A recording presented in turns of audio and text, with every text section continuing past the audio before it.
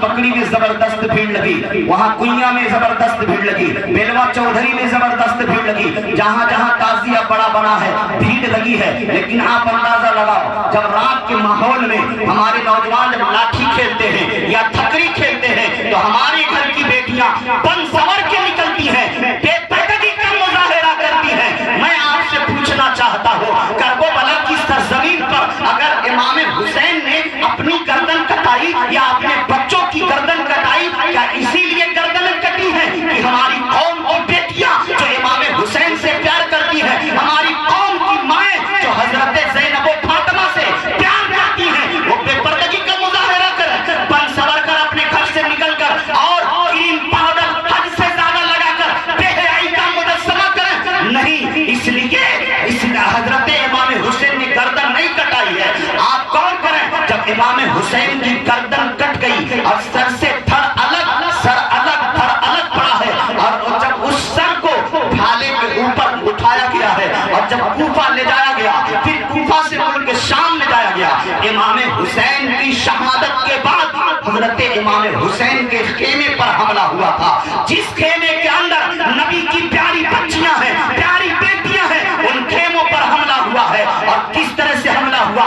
खेमों में आग लगा दी गई है, नबी की प्यारी बच्चियां और बेटियों से दुपट्टे तक खींच लिए गए थे। जब हजरत ज़ैनब का दुपट्टा खींचा गया, हजरत सकीना का दुपट्टा खींचा गया, हजरत शहरबानों का दुपट्टा खींचा गया, जब उन जालिम यजीदियों ने नबी की प्यारी, उन नवासियों की प्यारी बेटियों के जब दुपट्टे को खींचा था, तो नबी के उन अहले बैत ने देखा कि हमारा चेहरा गैरों के सामने नजर आएगा। उस वक्त नबी की बेटियों ने क्या किया था? हम मुहर्रम से प्यार करते हैं लेकिन मुहर्रम को समझते नहीं है, मुहर्रम क्या तारीख पेश करता है हम उस पर ध्यान नहीं देते हैं। जब अहले बैत नबूवत के दुपट्टे खींचे गए थे, जब मुकद्दस खवातीन के दुपट्टे खींचे गए थे, जब प्यारी प्यारी बच्चियों के दुपट्टे खींचे गए थे, जब नबी के खानदान की बहुओं के सरों से, चेहरों से दुपट्टे खींचे गए थे, उस वक्त नबी के इतरत ने क्या किया था? नबी की नवासियों ने क्या किया था? नबी की प्यारी बेटियों ने क्या किया था?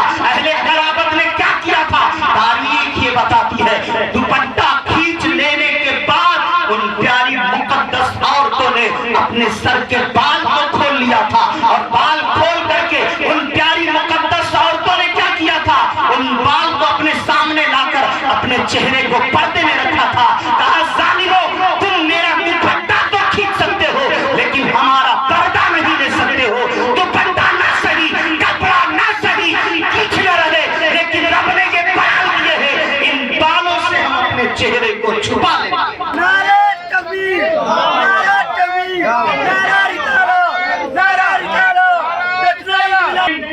कि गर्दन कट गई है और पूरा काफला, लुटा हुआ काफला जब मुल्क शाम गया है ना, करबला में यजीद नहीं था, कूफा में यजीद नहीं था, यजीद तो मुल्क शाम में था, यजीद मुल्क शाम में था, उसके कारिंदे कूफा और करबला में, उसके हमनवा थे, उसके चाहने वाले थे, यजीद वहां नहीं था।